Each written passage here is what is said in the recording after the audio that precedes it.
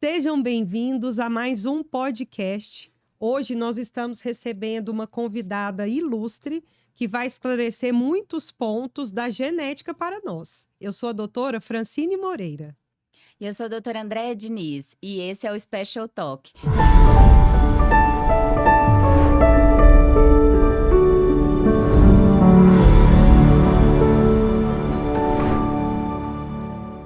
Bem-vinda, Thaís.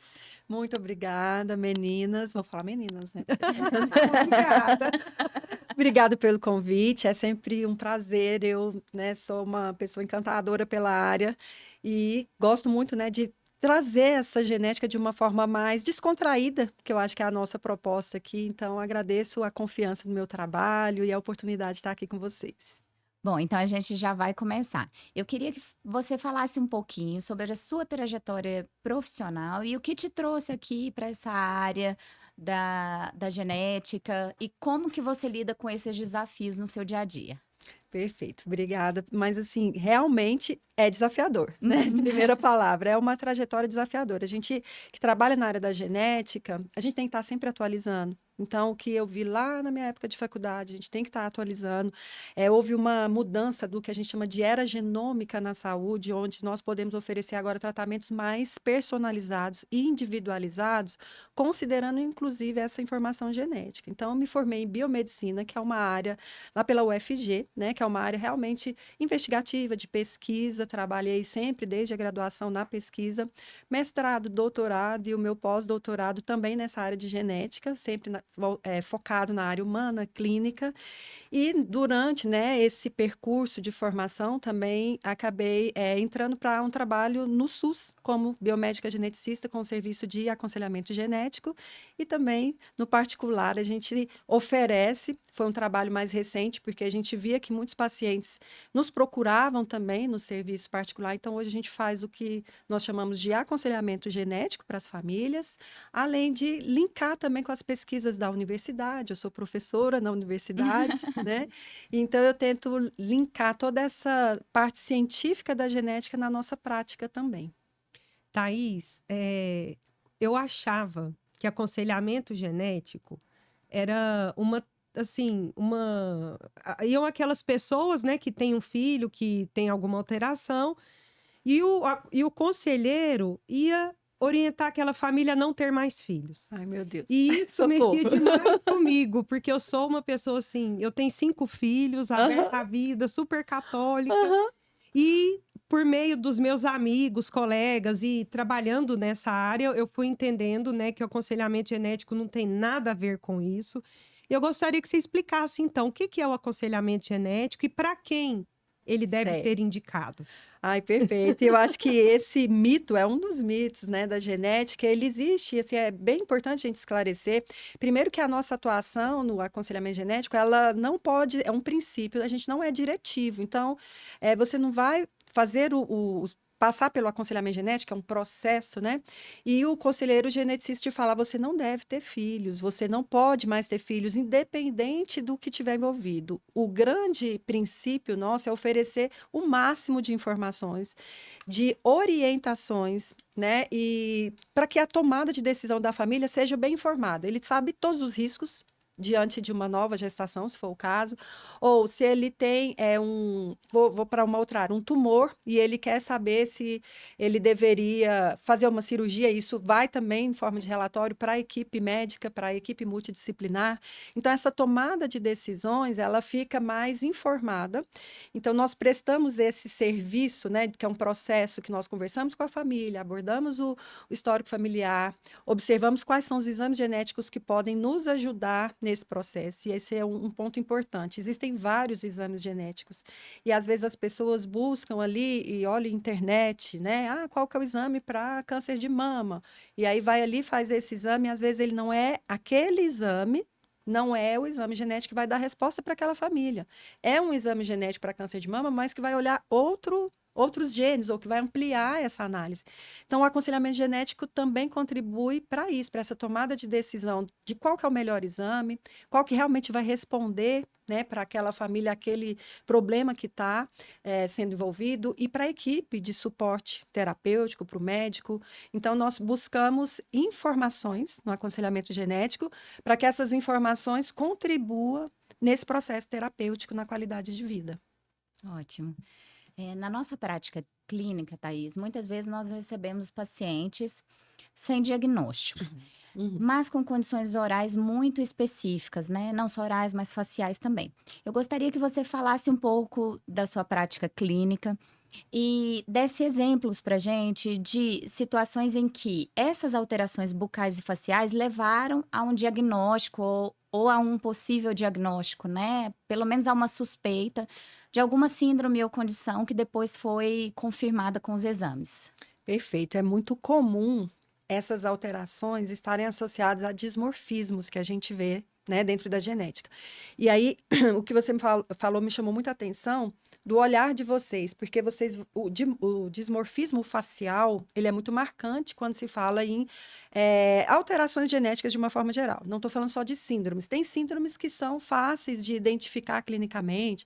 A gente pode citar a síndrome de Down, mas tem algumas condições sindrômicas que têm alterações faciais importantes, né, e também bucais, e que a partir do olhar, né, do profissional que é especialista ali, ele já olhou, ele vê um sinal, né, que pode ser sindrômico, né, diante dessa avaliação clínica, e nesse caso vai ser o primeiro profissional, vamos dizer assim, que vai encaminhar para a genética. Olha, aqui tem algo, o que eu poderia fazer, né, como no caso de vocês, né, como profissionais, o que pode ser feito? Encaminha para o geneticista, por quê? Por mais que tenha alguns traços sindrômicos mais clássicos, algumas coisas a gente só vai ver no exame genético. E é aí que entra o nosso trabalho. Nós vamos pegar dessa avaliação clínica, que é feita por vocês, o odontólogo, às vezes vai vir um médico, né? A gente recebe também de fono, né? O fonoaudiólogo de escola, pedagogos lá na escola que percebem que tem alguma coisa que às vezes a família, por não ser, né, de área de saúde, não percebeu. Então, isso é muito comum, que esses profissionais percebam esses sinais, né? E às vezes vai encaminhar. No caso, se não for da saúde, vai encaminhar para o médico encaminha para nós. Mas o olhar clínico para essa região, né, que o dentista tem, né, que o odontólogo tem, ele é muito importante porque a partir disso nós começamos uma investigação, iniciamos uma investigação. E aí, nesse caso, histórico familiar, se tem uma alteração que não seja igual àquela, vamos supor que seja uma criança, com uma alteração bem importante de dismorfismo bucal, facial, baixa plantação de orelha, a gente vê, né, algumas distâncias, até distância ocular, palato, tudo isso pode ser sinal de uma má formação que pode ser congênita, mas pode ser congênita e genética, que é um pouquinho diferente, Uhum. né? Porque o congênito, ele pode estar presente simplesmente por uma questão morfológica, como ele pode estar presente por uma alteração genética. Então, a partir desse olhar de vocês, nós entendemos que tipo de exame, por exemplo, que nós podemos solicitar para saber qual gene que pode estar alterado e que seja responsável não só por aquela característica clínica, como por uma série de outras manifestações que podem acontecer. E aí que vem um trabalho multidisciplinar e muitas vezes preventivo mesmo, né, diante daquele olhar, né, para aquela alteração, mas que permite que a gente entenda um contexto individual, né, o contexto de outras possíveis alterações ali presentes. E, Thaís, a gente. É fácil para nós identificarmos essas alterações nesses pacientes que têm um dismorfismo, têm uma agenesia, mas nós temos também algumas alterações ou algumas deficiências que o paciente não tem uma cara. Por exemplo, o autismo, Isso, é né? verdade. Então, eu sei que você tem se dedicado cada vez mais ao estudo aí da genética do autismo. E você podia compartilhar conosco o que tem aí de novo, o que tem surgido aí relacionado a essa genética do autismo, que a gente sabe que é uma condição que não tem um fator etiológico exato, né? Um fator biológico, mas nós já temos aí evidências genéticas relacionadas ao transtorno do espectro autista, né? Isso, perfeito. Realmente é uma condição complexa do neurodesenvolvimento, porque envolve fatores genéticos e ambientais. Então, não tem como a gente definir uma única causa, né? Mas a gente sabe que a evidência científica é de que é muito marcante, eu poderia dizer, hoje, de acordo com os estudos, cerca de 90% dos casos vai ter alguma contribuição genética em níveis diferentes. Pode ser uma variante genética que a gente chama de mais rara, ou uma variante genética mais comum, uma alteração mais sindrômica, que aí vem com autismo sindrômico, mas de fato o que a gente tem de mais atual é de que já foram descritos mais de 1.000 genes, cerca de específicos do autismo, né? 1.097 genes já diretamente comprovados cientificamente associados ao transtorno do espectro autista. E aí esses genes, eles atuam nessa questão do neurodesenvolvimento nas vias excitatórias, inibitórias. Então, eles são responsáveis por essas alterações que vão impactar no comportamento, na comunicação, na interação social. E muitas vezes, eu acho sempre importante a gente destacar que esses genes também estão relacionados às comorbidades que podem vir com o autismo, né? Porque se a gente pensar bem, o autismo ele não vem sozinho. Dificilmente tem um autismo, só o autismo, não tem. Às vezes vem uma ansiedade, um TDAH, bipolaridade, condições psiquiátricas que também têm genes associados. E muitas vezes esses genes, até o fato da gente poder investigar esses genes e entender esse diagnóstico etiológico do autismo, ele é importante para a gente saber como lidar com essas comorbidades. Dá um exemplo prático que eu falo muito nos casos que já tem um exame genético, que às vezes aquela alteração ela está relacionada a uma condição mais do comportamento, mas que na criança ali está sendo medicado ou que está, né, tá desafiador, vamos dizer assim. E se isso não for identificado precocemente, como por exemplo, né, com o exame genético, chega na adolescência, essa criança potencializa essas comorbidades. A ansiedade é uma delas, a depressão. E, infelizmente, o que a gente mais tem hoje é que esses fatores genéticos associados a essas comorbidades, como ansiedade, depressão, bipolaridade, esquizofrenia, acaba levando a um dado muito assustador, mas que a gente tem que falar, que é de suicídio. Nos adolescentes. O índice é muito alto. Então, quando você pensa que você pode fazer um diagnóstico precoce, né, de fazer um diagnóstico etiológico, não estou assim, tô indo além do diagnóstico clínico. O diagnóstico clínico é o primeiro caminho, é inquestionável essa importância, clínico precoce, mas o diagnóstico etiológico nos permite conhecer esses fatores genéticos e saber a via é essa. Isso aqui vai lá na frente poder se manifestar. Eu posso utilizar dessa informação para fazer estratégias terapêuticas preventivas. Thais, é tão importante isso que você falou, porque às vezes as pessoas acham, eu sou dentista, eu não tenho que preocupar com isso.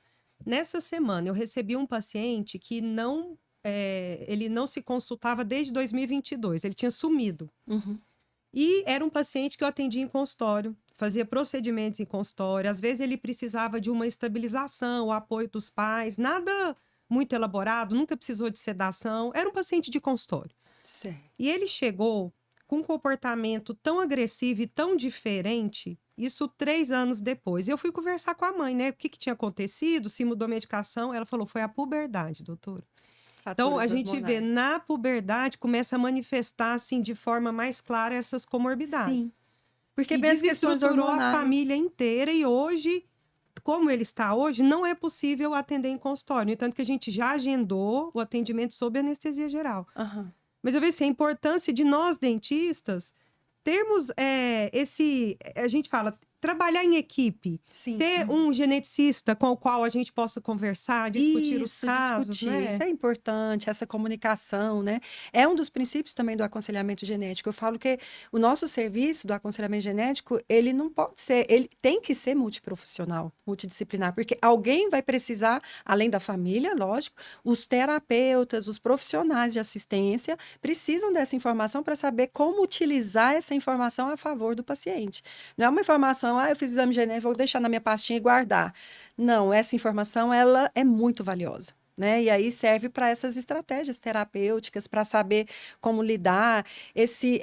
Você falando dessa questão da puberdade, nas meninas autistas, isso tem sido muito marcante, essas questões hormonais, porque tem até um dado muito interessante que as meninas são menos diagnosticadas com autismo do que meninos. Isso né, já está comprovado também, tem mais meninos. Mas o que nós estamos percebendo também?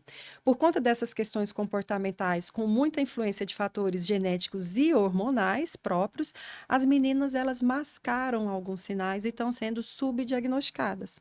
E aí elas é interpretada ali como aquela menina quietinha, que ela é assim mesmo, ela é tímida, ela não dá trabalho, ela é estudiosa, aí chega na adolescência, ela entra em depressão, ela fica antissocial, ela tem às vezes algumas crises, até de ansiedade generalizada, aí vai lá ver, é um autismo subdiagnosticado, né? Não estava sendo diagnosticado, e que muitas vezes tem alguns fatores genéticos que e assim, não é fácil. Eu não estou colocando como se fosse algo assim, nossa, todo mundo está errando. Não, é muito difícil. É científico esse efeito nas meninas de subdiagnóstico por conta do masking, né? Que a gente fala que é o fato delas mascararem. Tem uma mãe que eu atendi também, na verdade, atendi a criança dela, e isso é muito comum, aí ela se descobre autista quando ela tem um filho diagnosticado. E ela falou assim para mim, doutora, eu achava que era normal eu me esforçar para olhar no olho da pessoa. Porque minha mãe falava, você tá sem educação, olha no olho da pessoa que eu tô te falando para olhar. E ela disse que achava que era falta de educação. E ela fixava e aquilo trazia sofrimento para ela, né? E aí ela falou assim, que também achava que era normal ela querer ficar se esforçando para ambientar, para se adaptar ao ambiente, só que depois ela dava um cansaço nela tão grande que ela descreve que ela ficava uma semana sem querer olhar para ninguém. Mas ela achava que era o normal, que todo mundo era assim, né? Então, porque esse olhar diferente, ele é muito importante. Eu me sinto incluída, sabe? Eu olho os meus vídeos todos assim, ó, olhando pra cima, e eu falo, gente, é um exercício, e eu ouvi isso a minha vida inteira, eu não tenho diagnóstico, então agora eu vou te procurar lá no consultório, me passa o seu contato. Andréia, isso que você falou, eu vou aproveitar do que você falou, porque é muito comum a gente escutar assim, né? Meus alunos, eles falam, professora, eu tenho certeza, fulano é autista, fulano não olha no olho, fulano não conversa. E aí eu vou abrir aqui uma coisa também da genética bem interessante, que a gente tem de fenótipo autístico ampliado. Né? Então, esse termo, né, de fenótipo autístico ampliado é porque muitas vezes nós temos fatores, variações genéticas que nos faz ter alguns comportamentos que são semelhantes, mas a gente não fecha critério para diagnóstico. Mas muitas vezes isso acontece com pai, mãe, irmão, algum familiar de autista que está dentro do que a gente chama de fenótipo ampliado do autismo. Ele tem um ou outro sinal, mas ele não fecha critério para diagnóstico. Então, ele não está no espectro autista, mas ele tem fator de risco, e aí por isso ele apresenta um ou outro. Certo. Então, tem isso também. Mas a gente falou de alguns sinais que são de comportamentos ou transtornos que são neurológicos, psiquiátricos, mas mais cedo a gente estava conversando sobre alguns fenótipos que são físicos, né? E principalmente em relação à odontologia. Então, eu queria que você trouxesse para a gente essas características que podem ser observadas, não só pelo dentista, mas por outros profissionais também, e que podem ligar o alerta para que a gente procure também o geneticista. Perfeito. Então, algumas malformações mesmo, bucais, né? A questão de palato, fenda, tudo isso pode ser sinal de alerta, não quer dizer que necessariamente, mas são sinais até relacionados a síndromes. E aí, pode ser um caso de autismo sindrômico. Além disso, algumas questões de malformação dentária mesmo, de agenesia, de displasia, tem genes já descritos que estão nos bancos de dados genômicos associados ao autismo e a essas condições, né, de malformação, o aspecto que compromete a parte mais morfológica também. E esses genes dessa parte, né, que seria mais morfológica, acabam interagindo também com outras variantes genéticas do neurodesenvolvimento. E aí a gente tem quadros né, de autismo com essas malformações e que muitas vezes vão chegar primeiro para o odontólogo, porque a questão comportamental, se ela for uma questão secundária ali no momento, né, o que está mais prejudicando acaba sendo clinicamente a alimentação ou a questão da mordida e dores, né, tem essa região, né, vocês sabem melhor que às vezes, dependendo dessa malformação, vai causar uma dor crônica e o comportamento acaba, né, não tendo esse olhar, que é o grande aspecto ali de sinal de alerta quando a gente fala em autismo. Então, o que a gente precisa observar é que muitas vezes essas condições, esses sinais clínicos, eles vêm com outras questões neurológicas associadas. Sim. Até por conta da seletividade alimentar, né? A gente tem pacientes que Exato. só se alimentam de alimentos adocicados. Então, a questão da cárie acaba vindo muito cedo, né? E a Aham. família se preocupa também com a nutrição, né? Quando faz introdução alimentar, a gente observa que eles procuram dentista, assim, Aham. por causa dessa seletividade. E a gente acaba podendo avaliar umas características que outros profissionais não puderam avaliar, né? Sim, Muito a bom. gente tem um caso, inclusive, que o paciente chegou para investigação genética no autismo depois de passar pelo dentista, fono e nutricionista. Por quê? Porque ele tinha problema de deglutição. Uhum. Aí não ganhava peso, o nutricionista, esse menino não come e tal. Aí foi ver, também estava começando a ter comprometimento, já tinha um comprometimento, arcada dentária, precisa usar aparelho, né? Tinha algumas questões morfológicas importantes. Aí um deles, acredito que foi realmente o dentista, encaminhou para a fono, por conta, né, dessa questão também de movimento, e a fono, juntamente com o dentista, né, que foram os dois últimos, perceberam que poderia ter também uma questão comportamental. Por quê? Durante os atendimentos, elas perceberam sinais de alerta até da questão do olhar, né, da rigidez comportamental, naquele momento ali do atendimento ali no consultório, né? E aí ele foi realmente para neurologia e também para genética, e hoje ele tem, e inclusive com o exame genético, diagnóstico de autismo com alterações genéticas importantes relacionadas à deglutição, Uhum. inclusive. Hoje eu recebi um paciente autista, inclusive, a queixa da família é que ele estava guardando alimento, na bochecha, Aham, aham. dentro da boca, embaixo da língua, e me pedindo para oferecer alguma estratégia para que ele não fizesse isso. Aham. Então agora eu vou encaminhar ele para você.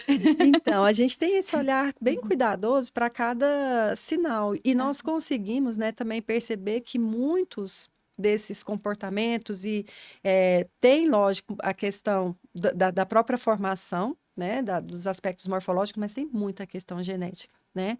Porque todo esse processo de desenvolvimento dessa região e também do neurodesenvolvimento tem um comando genético. E uma sim. falha desse comando pode estar ali sendo detectada no exame. Aí a gente sabe a via, né? Então, Uhum. para saber como ajudar.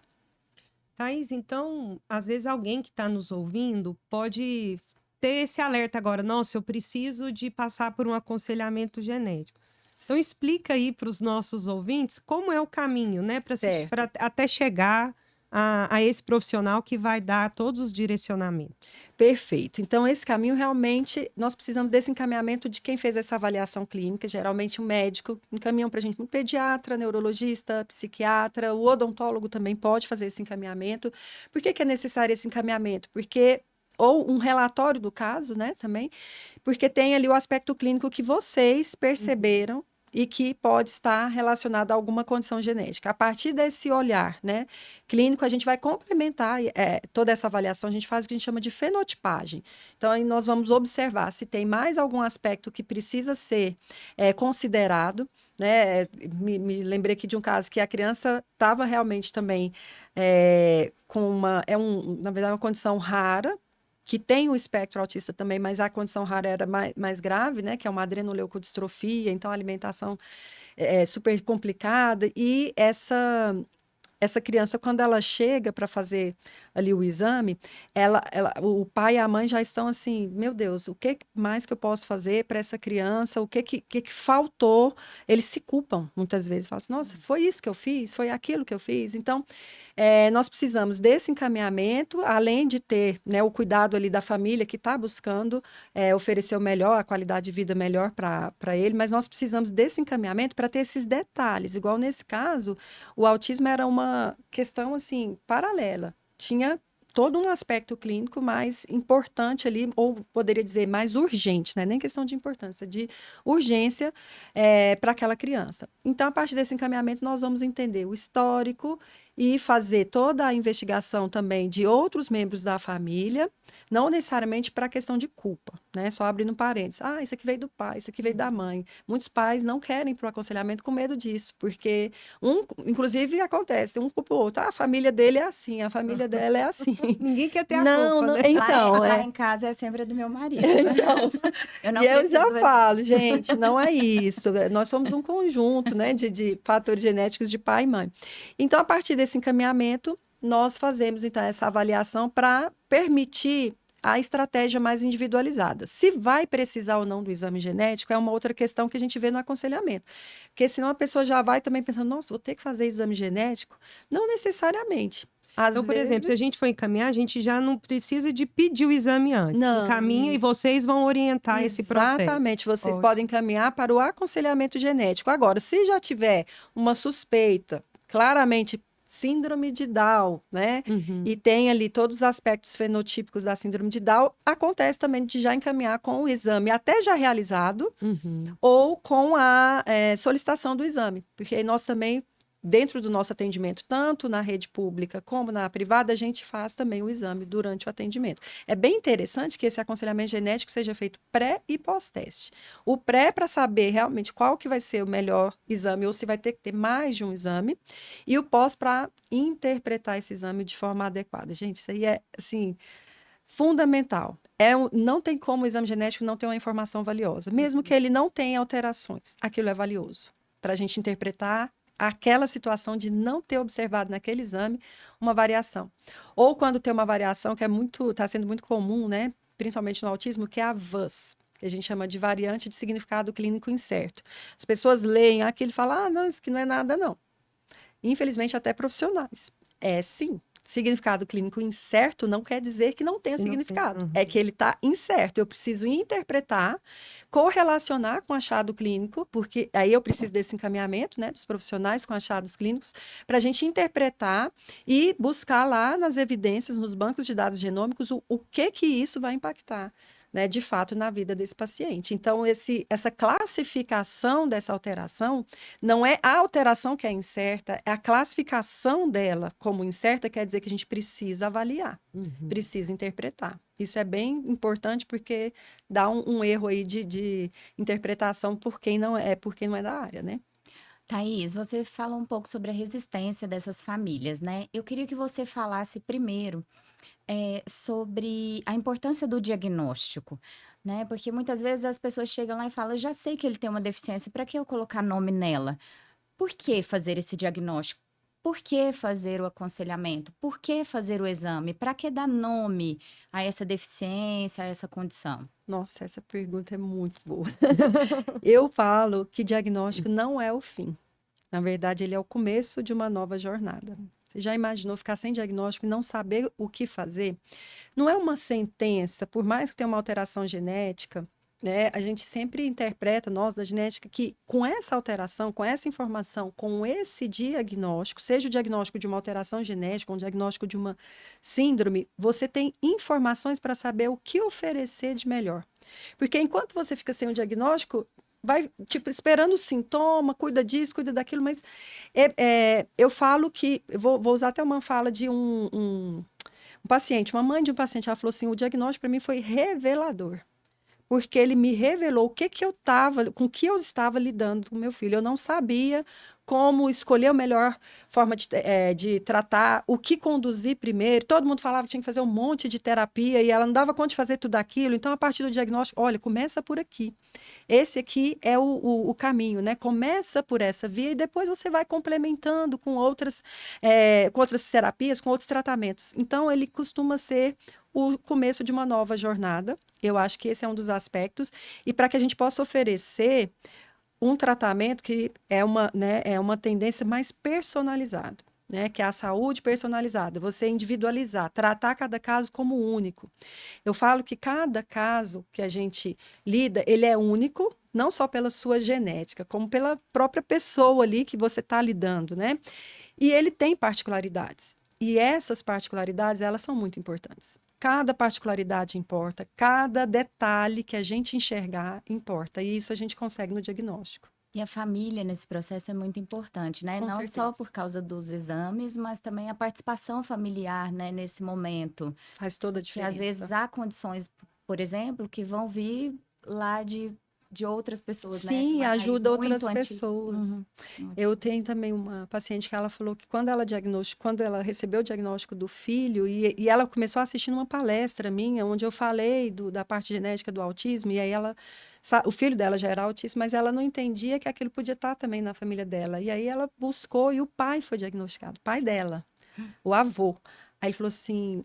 Aí ela passou pelo aconselhamento genético comigo depois disso. Ela falou assim: Eu te agradeço porque eu entendi meu pai. Eu achava que meu pai não gostava de mim. E eu achava que meu pai não queria me abraçar porque ele não gostava de mim. E hoje eu sei que para ele era difícil. Eu comecei a valorizar as ações que ele fazia para mim, que era o jeito dele demonstrar amor, era diferente. E eu só fui entender isso depois do diagnóstico dele, porque eu escutei na palestra que podia ter outros membros da família autistas, e eu, na sua fala, né, segundo ela, eu percebi que meu pai tinha muitos sinais, e ele fechou no diagnóstico. Olha como o diagnóstico pode ser realmente o começo de uma nova jornada. Revelador. Revelador. Para ela foi revelador. Thaís, a gente queria ficar horas aqui conversando com você. Você é maravilhosa, assim, é uma delícia te ouvir falar, né? Ver todo o seu conhecimento. Quero te agradecer por essa entrega que você fez aqui para nós e para quem nos assiste. E que você divulga, eu sei que você tem livro publicado, você faz atendimento. Divulga aí onde que as pessoas podem encontrar a Thaís e deixa uma mensagem final para quem está nos ouvindo. Eu agradeço o carinho, é recíproco. Eu acho que esses momentos, né, quando a gente pode compartilhar um pouquinho, não só das experiências, mas desse conhecimento e alcançar pessoas que às vezes não estão no nosso nicho ali, na nossa comunidade, né? Então, agradeço muito essa oportunidade. Realmente, então, assim, para quem tem interesse, eu tenho um trabalho na parte de doenças raras, genética nas doenças raras, mas com muito foco agora no autismo, por conta de projetos de pesquisa, já tem há 10 anos. Tem um livro sobre a parte genética mesmo do autismo. A gente entrega em todo o Brasil, tem o link no meu Instagram, né, Thaís Cidália, Instagram, @Thaís Cidália.